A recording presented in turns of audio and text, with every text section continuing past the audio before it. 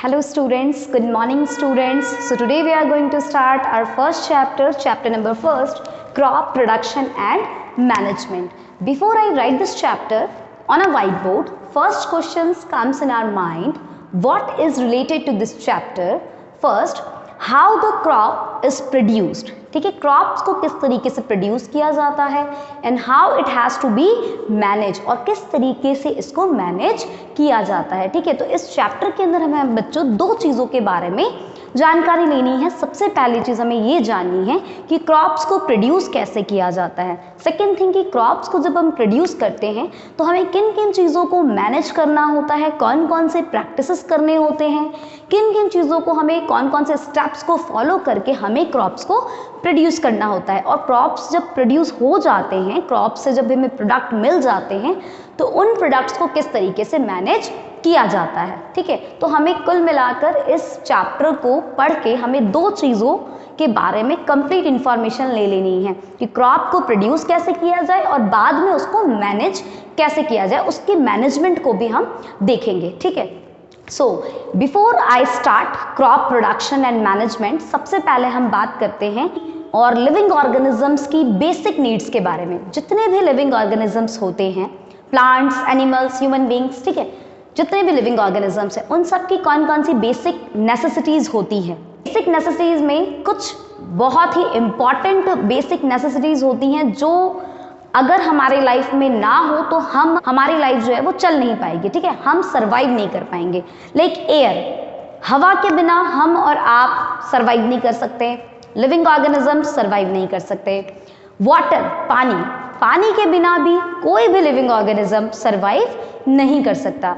उसी तरीके से थर्ड बहुत ही इंपॉर्टेंट बेसिक नेसेसिटीज में आता है हमारा फूड। ठीक है, हर एक लिविंग ऑर्गेनिज्म खाना तो खाता है, फूड उनको चाहिए। ठीक है, बिना फूड के कोई भी लिविंग ऑर्गेनिज्म अपनी लाइफ को सरवाइव नहीं कर पाएंगे। ठीक है, हम और आप फूड के बिना कितने दिन रह सकते हैं? 1 दिन, 2 दिन, 3 दिन, बट चौथे दिन तो बच्चों फूड की ज़रूरत पड़ेगी ही पड़ेगी। ठीक है, बिना खाने के हम और आप या हम जैसे लिविंग ऑर्गेनिजम्स अपनी लाइफ को सरवाइव नहीं कर पाएंगे। ठीक है, तो food is the one of the most important basic necessities for the life of all the living organism. ठीक है, सभी लिविंग ऑर्गेनिजम्स की लाइफ के लिए बहुत ही इम्पॉर्टेंट बेसिक ज़रूरतों में से एक आता है हमारा फूड।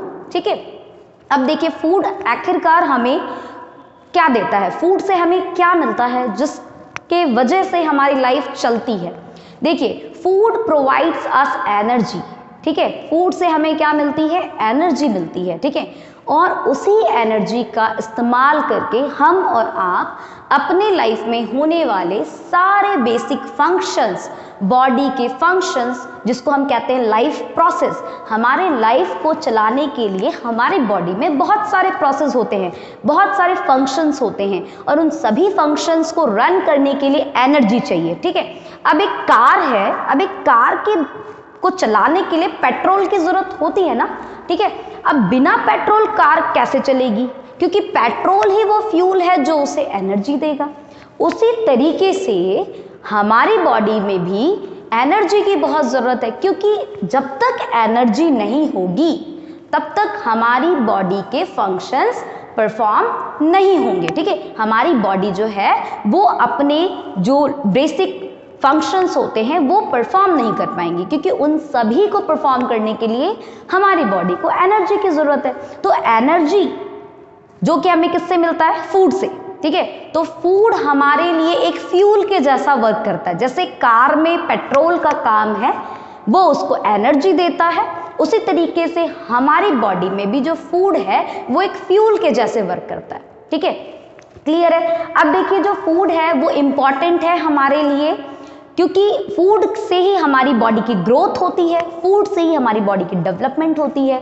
ठीक है, फूड की वजह से ही हमारे सेल्स रिपेयर होते हैं, हमने प्रीवियस क्लासेस में पढ़ा है, ठीक है, कि why the food is important for us, ठीक है। तो फूड हमारे लिए ज़रूरी, हमें हेल्दी रखने के लिए है, हमारी बॉडी के ग्रोथ के लिए है, हमारे मेंटल डेवलपमेंट के लिए है, ठीक है, हमारे सेल्स के लिए है। जैसे आप कभी गिर जाते हैं, कभी चोट लग जाती है, तो हमारी जो स्किन है वो डैमेज हो जाती है, ठीक है। अब स्किन डैमेज हो जाती है, बट वही अगर आप अच्छा खाना खाते हैं, ठीक है, तो कुछ दिनों बाद आपकी स्किन फिर से आ जाती है। मतलब जो सेल्स आपके डैमेज हुए थे वो सेल्स फिर से रिपेयर हो जाते हैं, ठीक है। तो ये सारी चीज़ें किसकी वजह से हो रही है, सेल्स रिपेयर किसकी वजह से हो रहे हैं। तो आप जब अच्छा खाना खाएंगे, हम और आप जब अच्छा खाना खाते हैं तो हमारी बॉडी में न्यूट्रिएंट्स मिलती हैं, हमें पोषक तत्व मिलते हैं, ठीक है, और उस न्यूट्रिएंट्स की वजह से हमारे जो सेल्स हैं वो रिपेयर होते हैं, ठीक है। तो फूड हमारे लिए बहुत इंपॉर्टेंट है क्योंकि फूड प्रोवाइड अस एनर्जी, ठीक है, और by using this type of energy हम अपने बॉडी के सारे फंक्शंस को परफॉर्म करते हैं। क्लियर है? ओके। अब देखिए, अब बात करते हैं 10,000 BC की बात करते हैं। तो उस टाइम पे जो नोमैडिक पीपल्स हुआ करते थे, ठीक है, नोमैडिक पीपल्स किसको कहते हैं बच्चों? नोमैडिक को हम हिंदी में कहते हैं खाना बदोश, ठीक है, जिनका अपना कोई ठिकाना नहीं होता, मतलब ऐसे लोग जिनका खुद का कोई ठिकाना नहीं है। आज हम और आप, हमारे पास एक शेल्टर है, आज हम और आप एक घर में रहते हैं, ठीक है, हमारा एक ठिकाना है। आप कहीं भी रहें, ठीक है, आप खेल रहे हैं, आप मार्केट गए हुए हैं, आप कुछ काम के लिए गए हुए हैं, but at the end of the day आप अपने घर में आएंगे। मतलब क्यों आएंगे? क्योंकि आपके पास अपना शेल्टर है, ठीक है। बट जो पहले के लोग थे, जो नोमैडिक पीपल्स थे, उनके पास उनका कोई एक स्पेसिफिक हाउस नहीं हुआ करता था, उनके पास एक शेल्टर नहीं थी, ठीक है। तो शेल्टर भी नहीं थी और फूड, ठीक है, खाना, अब वो खाने की खोज में एक जगह से दूसरी जगह, दूसरी जगह से तीसरी जगह से तीसरी जगह मूव करते रहते हैं, ठीक है, क्योंकि एक जगह से खाना उनका खत्म होता है, वो दूसरी जगह जाते हैं। जितने टाइम उनको उस जगह से खाना मिल सकता है वो उतने टाइम उसी जगह पे रहते हैं, ठीक है। उसके बाद जैसे ही वहाँ से खाना खत्म हुआ फिर वो तीसरी जगह मूव कर जाते हैं, ठीक है। तो इस तरीके से वो सरवाइव करते थे। बट जैसे जैसे डेवलपमेंट हुआ, डेवलपमेंट होते होते हम फूड गैदरर्स से हम फूड प्रोड्यूसर बने, ठीक है। मतलब अब जो लेटर ऑन जो पीपल्स हैं उन्होंने सीखा कि फार्मिंग कैसे की जाती है। पीपल लर्न फार्मिंग, ठीक है, दे कल्टिवेट वीट, राइस, ठीक है, उन्होंने वीट उगाना, राइस उगाना उन्होंने सीखा कि किस तरीके से उनका कल्टिवेशन किया जाता है, फार्मिंग कैसे की जाती है, ओके। उसके बाद उन्होंने सीखा कि किस तरीके से एनिमल्स को पाला जाए, एनिमल्स को डोमेस्टिकेट किया जाए, ठीक है, जिसकी वजह से एनिमल्स से जो प्रोडक्ट्स मिलेंगे उन प्रोडक्ट्स को वो किस तरीके से सेल करके अपनी लाइफ को सरवाइव कर सके, ठीक है। समझ में आ रही है चीज़? तो हमारा जो डेवलपमेंट हुआ है वो कितना वास्ट हुआ है, मतलब हम कहाँ एक फूड गैदरर्स से हम कन्वर्ट हो गए, टर्न हो गए फूड प्रोड्यूसर्स में। क्लियर है? ओके। तो प्लांट एक ऐसा लिविंग ऑर्गेनिजम्स है जो अपना खाना खुद बना पाता है। जितने भी लिविंग ऑर्गेनिजम्स होते हैं ना, उन सभी लिविंग ऑर्गेनिज्म में से प्लांट ही एक इकलौता ऐसा लिविंग ऑर्गेनिज्म है जो अपना खाना खुद बनाता है, ठीक है। They do not depend on us, हम पे वो डिपेंड नहीं करता अपने खाने के लिए, बट हम ह्यूमन बींग्स और एनिमल्स हम ज़रूर प्लांट पे डिपेंड करते हैं फूड के लिए, डायरेक्टली और इनडायरेक्टली हम डिपेंड करते हैं, ठीक है। जैसे घर में आपके फूड खाना बनता है, ठीक है, आपकी मम्मी खाना बनाती है, आप कहते हो नहीं खाना तो हमारे घर पे ही बन रहा है। बच्चों, खाना तो आपकी मम्मी बना रही है, बट जिस चीज़ को बना रही है ना, जो रॉ मटेरियल्स यूज़ कर रही है मम्मी, वो रॉ मटेरियल कहाँ से आ रहा है? वो रॉ मटेरियल तो प्लांट से ही आ रहा है ना। अगर आपकी मम्मी चावल बना रही हैं, राइस कुक कर रही हैं, तो जो राइस है वो कहाँ से आया? वो तो प्लांट से ही आया। तो डायरेक्टली या इनडायरेक्टली हम डिपेंड करते हैं प्लांट्स पे अपने खाने के लिए। क्लियर है? ओके। अब देखिए नेक्स्ट हम पढ़ते हैं कि एग्रीकल्चर किसको कहा जाता है। देखिए एग्रीकल्चर जो है ना, इंडिया में आज भी 70 to 75% पीपल्स एग्रीकल्चर पे डिपेंड करते हैं, मतलब खेती करके ही अपनी लाइफ को सरवाइव करते हैं वो, ठीक है। एग्रीकल्चर करते हैं, खेती करते हैं, उससे जो प्रोड्यूस होता है उसको वो मार्केट में सेल करते हैं, फिर उनसे जो पैसे मिलते हैं उन पैसों से वो अपनी ज़िंदगी जीते हैं और अपने लाइफ को सर्वाइव करते हैं। समझ में आ रही है चीज़?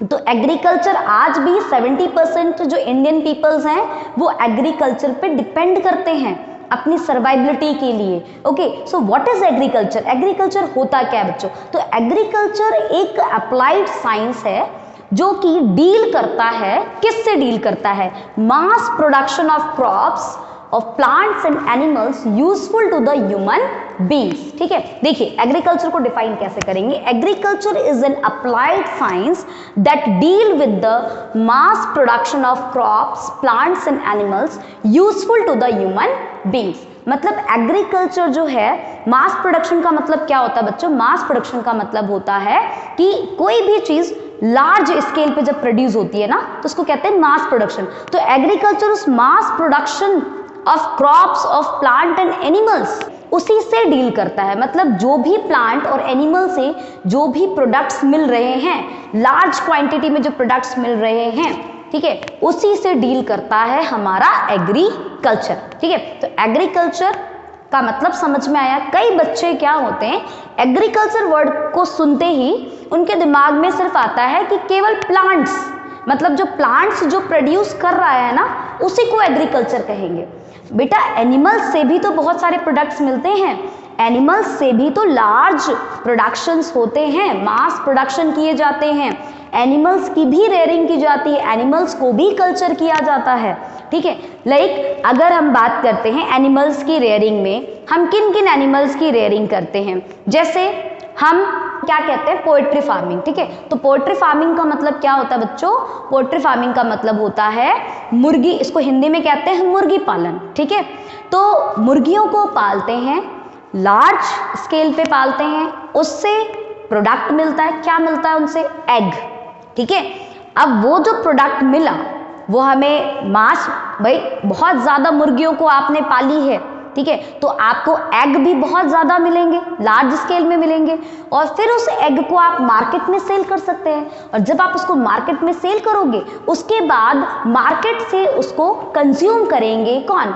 ह्यूमन बींग्स, हम यूज़ करेंगे उसका, है ना? क्लियर? तो इस तरीके से एनिमल्स, यहाँ पे इसलिए लिखा हुआ है यहाँ पे production of crop, plants and animals. ठीक है, तो एग्रीकल्चर का मतलब सिर्फ ये नहीं होता कि जो प्लांट्स से प्रोड्यूस हो रहे हैं हम उन्हीं को एग्रीकल्चर कहेंगे, एनिमल्स से भी प्रोडक्ट्स हमें मिलते हैं।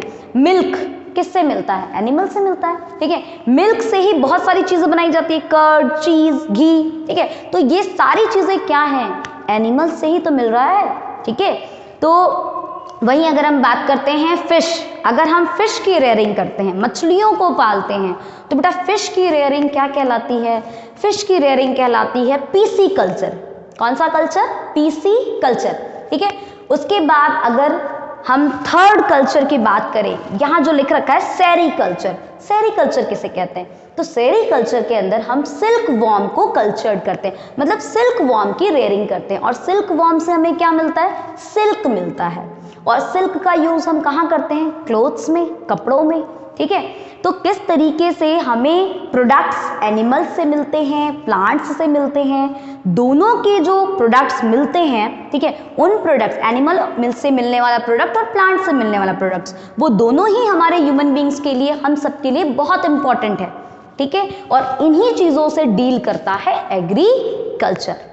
क्लियर? ओके, उसके बाद नेक्स्ट है हॉर्टिकल्चर। हॉर्टिकल्चर किसे कहते हैं बच्चों? तो horticulture is also a branch of agriculture. Horticulture जो है वो एग्रीकल्चर का ही ब्रांच है। बस क्या फ़र्क है हॉर्टिकल्चर और एग्रीकल्चर में? हॉर्टिकल्चर, इस वर्ड को आप डिवाइड कीजिए। हॉर्टी मीन्स होता है गार्डन और कल्चर मीन्स होता है कल्टीवेशन। मतलब वो कल्टीवेशन जो आप गार्डन में कर सकते हैं। लाइक आप खुद सोचिए, आप अपने घर के गार्डन में क्या क्या चीज़ें कल्टीवेट कर सकते हैं, क्या क्या चीज़ें उगा सकते हैं। क्या हम वेजिटेबल्स उगा सकते हैं? उगा सकते हैं। क्या हम फ्रूट्स उगा सकते हैं? उगा सकते हैं। क्या हम फ्लावर्स को ग्रो कर सकते हैं? कर सकते हैं, है ना? तो हॉर्टिकल्चर्स में हम किस तरीके की क्रॉपिंग करते हैं? हॉर्टिकल्चर्स में हम क्रॉप ग्रो करते हैं वेजिटेबल्स की, फ्रूट्स के, फ्लावर्स के, इनकी जो क्रॉपिंग होती है ना, इनको हम कहते हैं हॉर्टिकल्चर। और हॉर्टिकल्चर में हम स्मॉल स्केल पे क्रॉपिंग करते हैं, मतलब स्मॉल स्केल पे चीज़ों को प्रोड्यूस करते हैं, और एग्रीकल्चर लार्ज स्केल पे होता है। Clear? But horticulture is also a branch of agriculture, ये चीज़ अपने को ध्यान में रखनी है। ठीक है, अब इंडिया में जो मेनली हॉर्टिकल्चर क्रॉप्स होते हैं ना, वो कौन कौन से हैं? टमाटो, पोटैटो, गुआवा, रोज, जैस्मिन, इस तरीके की जो क्रॉपिंग होती है फ्लावर्स की, वेजिटेबल्स की, फ्रूट्स की, है ना, तो इन क्रॉप्स को हम हॉर्टिकल्चर क्रॉप कहते हैं। ठीक है, क्लियर? और इंडिया में हॉर्टिकल्चर जो क्रॉप है मेनली वो कैबेज, टमाटो, पोटैटो, गुआवा, रोज, ठीक है, इस तरीके के क्रॉप्स इंडिया में उगाए जाते हैं। ओके, मेनली समझ में आ रही है चीज? अब देखिए क्रॉप्स एंड क्रॉपिंग पैटर्न, ये क्या है? क्रॉप्स किसे कहते हैं? अब हम समझते हैं कि क्रॉप होता क्या है। ठीक है, क्रॉप को हिंदी में फसल कहते हैं। ठीक है, क्रॉप का मतलब होता है बच्चों किसी एक फिक्स एरिया में, एक फिक्स जगह पे, एक फिक्स प्लेस पे अगर आप एक जैसे ही प्लांट को लार्ज नंबर में ग्रो कर रहे हो, लार्ज स्केल पे ग्रो कर रहे हो, तो वो क्रॉप कहलाता है। जैसे कि मान लीजिए मैं गई गार्डन में और एक छोटा सा मैंने एक रोज प्लांट ग्रो किया, तो क्या मैं क्या बोलूंगी कि क्या मैंने क्रॉप ग्रो किया है? नहीं, मैंने तो एक छोटा सा प्लांट लगाया है। पर मैं अगर एक एरिया में वही सेम प्लांट बहुत सारे ग्रो कर दूं, ठीक है, तो वो बन जाएगा क्रॉप। ठीक है, तो क्रॉप किसे कहते हैं बच्चों? Plant of same kind grown at one place on a large scale. Large scale में एक जैसे प्लांट को ग्रो करना एक ही जगह पे क्रॉप कहलाता है। ठीक है, क्लियर? उसके बाद देखिए, उसके बाद हम जानेंगे कि क्रॉप प्रोड्यूस किसे कहते हैं। तो बच्चों the product of cultivated plant, मतलब जिन प्लांट को हमने कल्टीवेट किया है, जिन प्लांट्स को हमने ग्रो किया है, उन प्लांट्स से जो प्रोडक्ट मिल रहा है, जो चीजें मिल रही है आपको, आपने लगाए गेहूं के प्लांट्स, वीट के प्लांट्स लगाए, तो आपको प्रोडक्ट में क्या मिलेगा? वीट मिलेगा ना। तो जो वीट मिला, जो प्रोडक्ट मिला, उस प्रोडक्ट को हम कहते हैं क्रॉप प्रोड्यूस, मतलब वो चीज जो क्रॉप ने प्रोड्यूस किया। ठीक है, तो जो भी प्रोडक्ट क्रॉप के द्वारा, कल्टीवेटेड क्रॉप के थ्रू जो आपको मिला है, उनको हम कहते हैं क्रॉप प्रोड्यूस। ठीक है, अब देखिए क्रॉप जो है ना, वो डिफरेंट काइंड्स ऑफ क्रॉप्स हम ग्रो कर सकते हैं, अलग अलग तरीके के क्रॉप्स होते हैं।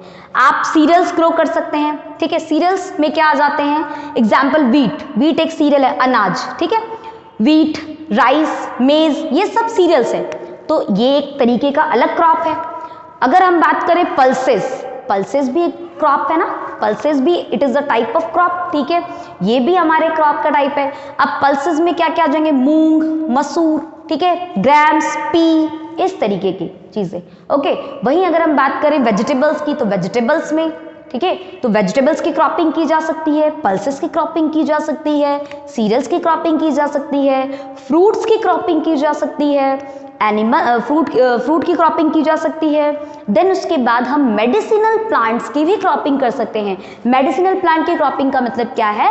जैसे कि मैंने एक पर्टिकुलर एरिया पे मैंने बहुत सारे तुलसी के प्लांट्स लगा दिए। ठीक है, तो बेटा तुलसी के प्लांट्स जो होते हैं, क्या उनसे दवाइयाँ बनती है?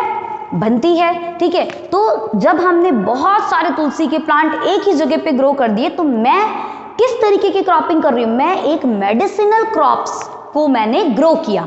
ठीक है, तो मेडिसिनल क्रॉपिंग की जा सकती है, मेडिसिनल क्रॉप्स लगा सकते हैं। ऑयल क्रॉपिंग भी की जा सकती है, ऑयल सीड की भी क्रॉपिंग की जा सकती है। ऑयल सीड मतलब ऐसे सीड्स जिन सीड से तेल निकलता हो, ऑयल मिलता हो, लाइक मस्टर्ड। अगर मैं मस्टर्ड की खेती कर रही हूँ, ठीक है, मतलब मैंने एक एरिया में बहुत सारे मस्टर्ड्स के प्लांट ग्रो किए, तो मुझे उस मस्टर्ड के प्लांट से कौन सा क्रॉप मिलेगा, कौन सा प्रोडक्ट मिलेगा? मस्टर्ड मिलेगा ना, और मस्टर्ड से मैं मस्टर्ड ऑयल निकाल सकती हूँ। ठीक है, तो इस तरीके से बहुत डिफरेंट टाइप्स के हमारे क्रॉप्स होते हैं। लाइक टिम्बर्स को भी ग्रो कर सकते हैं आप। टिम्बर्स मतलब लकड़ियाँ, ठीक है, जिनकी हेल्प से हम फर्नीचर्स बनाते हैं, टेबल, चेयर, ठीक है, बहुत सारे फर्नीचर्स बनाए जाते हैं जिसमें हम मेनली यूज करते हैं साल, टीक, ठीक है, तो ये सब हमारे टिम्बर्स हो गए। तो आप अलग अलग तरीके की क्रॉपिंग कर सकते हैं। आप स्पाइसेस की भी क्रॉपिंग कर सकते हैं, ठीक है, मतलब मसालों की भी क्रॉपिंग कर सकते हैं। आप एक एरिया में बहुत सारे मसाले को भी ग्रो कर सकते हैं। लाइक मैंने एक पर्टिकुलर एरिया में बहुत सारे कोरिएंडर्स के प्लांट्स लगा दिए, ठीक है, तो मैंने, कोरिएंडर क्या है, एक स्पाइसेस है ना, मसालों में आता है, ठीक है, तो कोरिएंडर की अगर क्रॉपिंग हो रही है, ब्लैक पेपर की क्रॉपिंग हो रही है, तो आप एक स्पाइसेस की क्रॉपिंग कर रहे हैं। ओके, तो बहुत अलग अलग तरीके के हमने क्रॉप्स देखे, हमने कुछ वेजिटेबल्स देखे, हमने कुछ फ्रूट्स देखे, हमने कुछ स्पाइसेस देखे, हमने कुछ टिम्बर्स देखे, ठीक है, इस तरीके से अलग अलग तरीके की क्रॉपिंग होती है। ओके, तो यहाँ तक चीजें समझ में आई कि एग्रीकल्चर क्या होता है, क्रॉप किसे कहते हैं, हॉर्टिकल्चर क्या होता है, ठीक है। तो अब हम नेक्स्ट क्लास में जानेंगे कि कौन कौन से हमारे डिफरेंट टाइप्स ऑफ क्रॉप्स होते हैं। क्लियर? ओके, तो यहाँ तक की चीजें आप अपने बुक्स में अच्छे से रीड आउट कीजिए, अच्छे से पढ़िए। ओके।